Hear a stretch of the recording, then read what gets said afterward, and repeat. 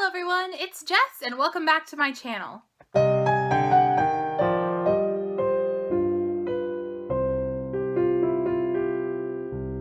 So today I'm going to attempt to do a August TBR for you.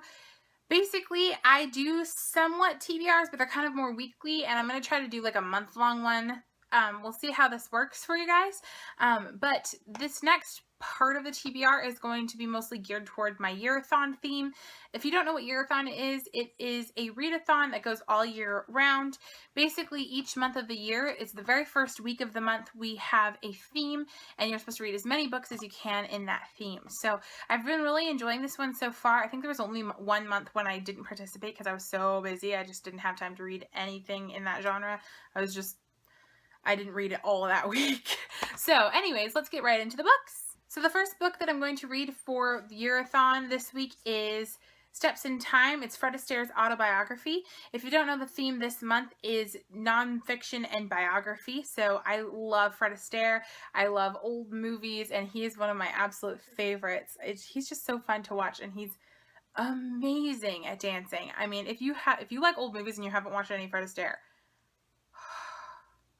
I should preface, old musicals. He is very much a musical person, especially with all the dancing.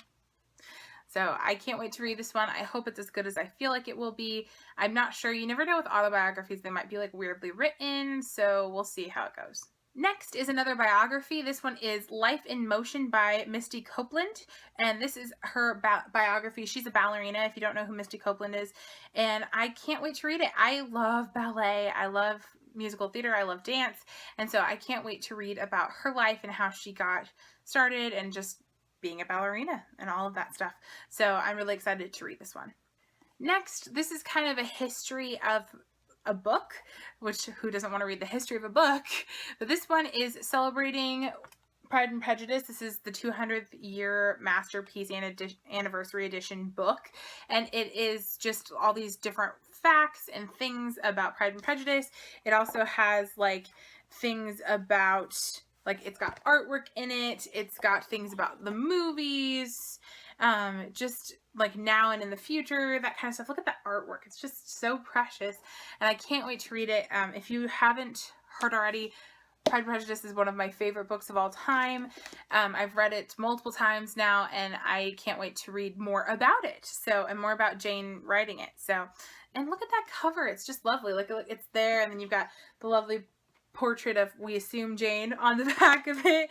And then just like the inside cover is just the pretty, pristine white. It's just lovely. So I can't wait to read this one for the readathon. Next up, I have Lessons from Madame Chic. This one's At Home with Madame Chic. So this is the second book in Jennifer L. Scott's Madame Chic series. This one is not a biography, really. It's more of like a lifestyle guide. So Jennifer L. Scott is a lifestyle blogger, or whatever you call them on YouTube. And she also has a blog, and she has written 3 books now that are basically based on French living. She studied abroad in France, and she just learned a lot, and so she's passing that knowledge on to us and how we can apply that to our daily lives. And I just thoroughly enjoyed Lessons from Madame Chic, and I can't wait to read this one. And this one I think is geared more towards how to make your at-home life a little bit more chic. So I can't wait to read it. I'll let you know how it goes. And thank you, Jennifer L. Scott, for being just a huge inspiration into classy living. If you would like, I will go ahead and link Jennifer L. Scott's information down below so you can check out her channel as well as her books. So the next 2 books I have on my TBR, I actually got to pick out because I spent a whole couple of hours making TBR jars. So I have like 17 books out from the library right now, and I need to read them, but I keep getting stuck. So I was having trouble picking which one I wanted next, and I was like, well, there's those TBR jars that everyone has on YouTube. So I went ahead and made one for my library books, and then I got inspired, so I made one for my TBR pile that I have for all of my books that I own. And it's a lot of books. A lot of them. In fact, I will show you. So this is my TBR jar for my library books. And it's not very full. It's just got some sticky notes in there that have those titles on them. But that's that. And this was actually supposed to be my jar for my regular books that I own, but they did not all fit in this jar. So I'll show you what I did with those. They're in this bag, like this massive bag. And it's pretty much full of paper. Like, it's full. And not all of my books are in here because some of them that were series, I went ahead and just wrote one book on the slip and then just was like, I'll put this back in, or I'll just read the whole series. I'll just binge read it then. So yeah, so that is my books that I own that are all in here that I'll be picking out of. So, and I have to add the ones that I just hauled as well earlier tonight. So yeah, woohoo. But I went ahead and picked a book out of each for them. So my next library book that I will be reading is These Broken Stars by Amy Kaufman and Megan Spooner. So this one is the first in a series, and I believe each book in the series is separate, but I think it's an alien series, and I've seen so many people talk about this one on BookTube, so when I saw it at the library, I had to pick it up.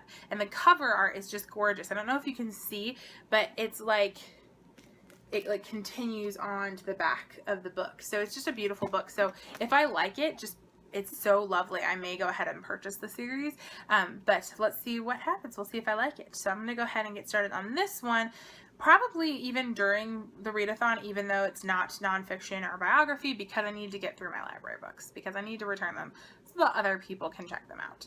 Next is my book that I own, and this one is Spindle's End by Robin McKinley, and as you know, I love her as an author. She's just a great fairy tale writer, and I believe this is going to be a Sleeping Beauty retelling. Spindle kind of gives it away. I haven't even read the back of this one. I just know I'm gonna like it because it's Robin McKinley. But yes, so this one is one I'm reading from the books that I own. I'm also currently reading The Rose Daughter by Robin McKinley. So that's 2 Robin McKinley books in a week. So woohoo! So there's that one. And you probably already heard me talk about this one. It's a Beauty and the Beast retelling. And I'm already about a quarter of the way through it. I started reading it during BookTube-a-thon. And I probably won't get back to this one until after the readathon this week. So we'll see what happens. And last but certainly not least, Harry Potter and the Cursed Child. Because you know I am not putting this on the shelf until it has been read. So this one, I'm throwing the theme out the window for BookTube-a-thon. I am reading this book. And I don't think anyone will blame me. Who knows? Maybe it's nonfiction. Just kidding. But this one I'm so excited to read. If you have not read the Harry Potter series and you are watching my videos, stop right now and go read them. No, seriously, do it. They're so good. And actually, I had a friend at work actually ask me, because she hasn't read them either, and she's wanting to, but she reads mostly classics. And she was like, well, what sells you on them? Like, why would you suggest everyone read them? And I was like, well, it's just so rich in detail. J.K. Rowling has so many details to her world. Little things that she mentions in the first book and they pop up in the 7th book and you're like, oh my gosh, I didn't even notice that. Or like just little tiny details that you would think don't even matter, but they just make the world so rich. And the characters, none of the minor characters are minor. You've got minor characters that aren't named, and then you just have characters, and then the major characters. And all of the characters are so lovable, and so much detail is given about them. Like, they all matter. They all are a part of the story. The villains are wonderful, that you love to hate them, and you hate to love them, depending on who the villain is. And it's wonderful. So if you have not read them, and even if you've watched the movies and you know the general storyline, there's just so much rich detail in the books that you are missing. So go back and read them. They're so worth it. I'm sorry, rant over. But anyways, so that is my TBR for the month of August. I probably will get to all of those books and maybe a few more.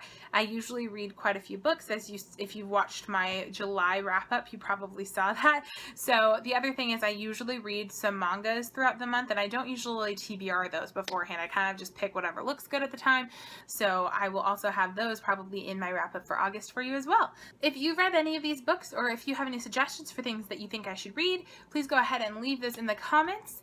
And also, if you want to fangirl about Harry Potter and the Cursed Child with me, also leave that in the comments. And I will probably do a full review of Harry Potter and the Cursed Child. I don't know how I can't. I'm so excited to read it, and I can't wait. Thank you all so much for watching, and I'll see you next time. Bye!